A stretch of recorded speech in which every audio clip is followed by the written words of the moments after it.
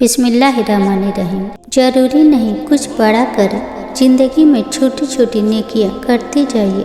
किसी का दुख सुन ले, किसी को दिलासा दे दे, किसी भूखे को खाना खिला दे, किसी को मुस्कुराहट अता करें।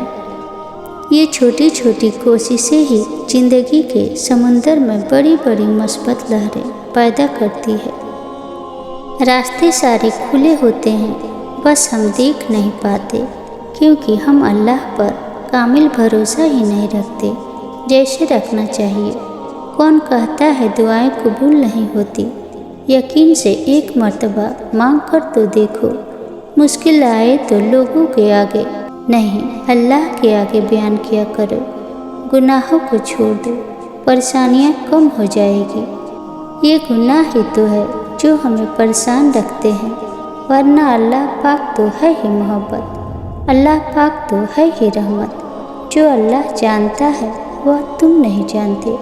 तुम्हारा काम मांगना है, अता करने के वसीले वह खुद बना दिया करता है।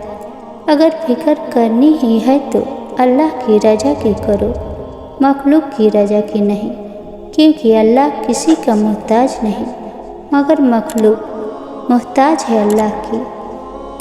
खुश रहने के 5 उसूल।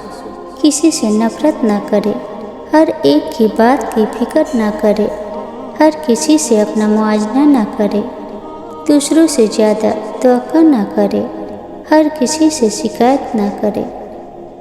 रब ने सूद से रोका, हमने बैंक बना लिया। रब ने जिना से रोका, हमने क्लिप बना लिए। रब ने पर्दे का हुक्म दिया, हमने टीवी डिश को खरीद कर बेहयाई को आम कर दिया। रब ने कहा कुरान में तुम्हारी कामयाबी है, हमने ऑक्सफोर्ड की किताबों को कामयाबी बना लिया। जरा सोचिए, आज मुसलमान इसी वजह से परेशान है। जिसको राजी करना था उसको नाराज कर दिया, तो फिर रहमत कैसी? नेकी की दावत सबको दो, अगर दिल चाहे तो शेयर कर ले। जिंदगी में रुकावटों का आना भी बेसबब नहीं होता। रास्ते में टूटे हुए पुल के आ जाने का मतलब हरगिज़ ये नहीं कि हम मंजिल तक नहीं पहुंच पाएंगे, बल्कि वह हमें ऐसी जगह पर जाने से रोकने का इशारा होता है जहां हमें नहीं जाना चाहिए। बस ऐब और गैब के जानने वाले से अपने मामलात दुरुस्त कर लो, तुम्हारे सब मामलात दुरुस्त हो जाएंगे।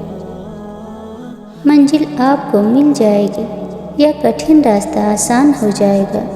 जब दुनिया आपको गिराने, झुकाने और नीचे दिखाने में मसरूफ़ हो तो आपके लिए सीधा बेहतरीन पोजीशन है। दुआ अल्लाह से ऐसा ताल्लुक़ है जो एक बार बन जाए तो फिर कभी टूटता नहीं है।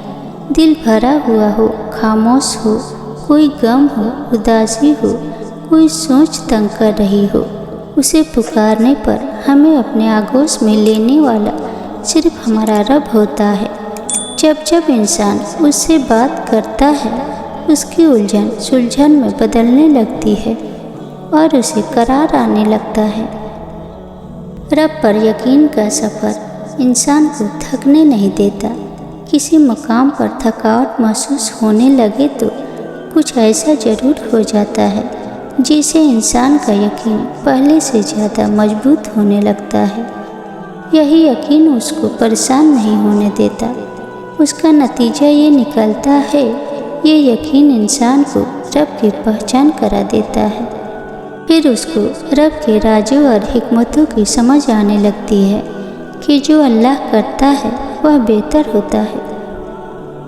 कुरान शरीफ वह वाहिद किताब है जिसे पढ़ने पर उसे लिखने वालों को पढ़ने वाले से मोहब्बत हो जाती है, बल्कि यह वह किताब है जो पढ़ने वाले के लिए वकील बन जाएगी और अल्लाह तबारक व तआला से अपने पढ़ने वाले की सिफात करवाएगी। माशा अल्लाह। अल्लाह तबारक व तआला हम सबको कुरान समझकर पढ़ने और उसके अहकामात पर अमल की तौफीक अता फरमाए। ऐ अल्लाह, बेशक मैं तुझसे नेकियां करने, बुराइयों से बचने और मिस्कीनों से मोहब्बत का सवाल करती हूँ, और ये कि तू मुझे बख्श दे। اور مجھ پر رحم فرما، اور جب تو کسی قوم کو آزمائش میں مبتلا کرنے کا ارادہ کرے تو مجھے بغیر آزمائش کے فوت کر دے۔ میں تجھ سے تیری محبت کا سوال کرتی ہوں، اور اس کی محبت کا جو تجھ سے محبت کرتا ہے، اور اس عمل کی محبت کا جو مجھے تیری محبت کے قریب کر دے۔ ساری کی ساری چالاکیاں اور ہوشیاریاں اس دنیا میں ہی ہے۔ اس کو بیوقوف بنا لیا، اس سے جھوٹ بول لیا، اس کو دھوکہ دے دیا۔ لیکن ایک بات یاد رکھیے گا کہ یہ سب کچھ جو آپ کر رہے ہیں ہواؤں میں نہیں اڑ رہا، بلکہ فرشتے لکھ رہے ہیں اور اللہ دیکھ رہا ہے۔ اگر یہ ویڈیو آپ کو پسند آئی ہو تو ویڈیو کو لائک اور چینل کو سبسکرائب کرنا نہ بھولیں، اور کمنٹ میں اپنا سجھاؤ ضرور دیں۔